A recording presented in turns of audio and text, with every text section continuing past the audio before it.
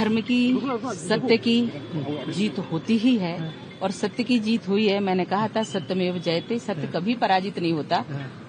बहुत कुछ झेला, बहुत कुछ कष्ट सहा, बहुत कुछ किया, लेकिन देश के लिए जो भी कर सकते हैं करूंगी, किया है और आगे भी करती रहूंगी।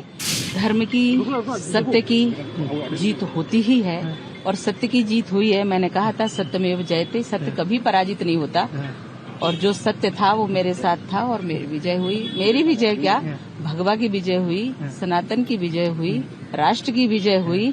विधर्मियों का नाश होगा और नाश हुआ है, यह सुनिश्चित था, जो हुआ है।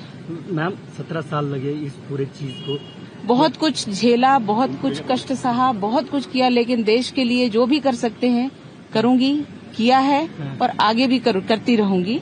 लेकिन हम कभी भी देश को कोई आंच नहीं पहुंचने देंगे अपने जीवित रहते हुए। मैम ये जो कोर्ट ने कहा है कि इस चीज में जो ट्रस्टी या आप थे, आप कभी नहीं थे। कोर्ट ने कहा है कि जो आरोप आपके ऊपर लगाए गए थे पूरे झूठे। ये पूरा केस सिर्फ कांग्रेस ने अपने षड्यंत्रों के कारण इसको बनाया है, पूरा केस बनाया है। और जब कोई चीज बनावटी होती है तो उसमें आधार नहीं होता और इसलिए इस केस का कोई आधार नहीं था। विपक्ष जो कांग्रेस ने आरोप किया था उनको क्या कहेंगे इस बार? कांग्रेस तो विधर्मी है। कांग्रेस हमेशा आतंकवादियों के लिए रोती है, हमेशा उनको सम्मान सूचक शब्दों से का प्रयोग करती है, जी लगाते हैं, साहब लगा के बात करते हैं। और जब भी हिंदुओं का कोई काम होता है या देश की कोई बात होती है तो इनको विरोध होता है।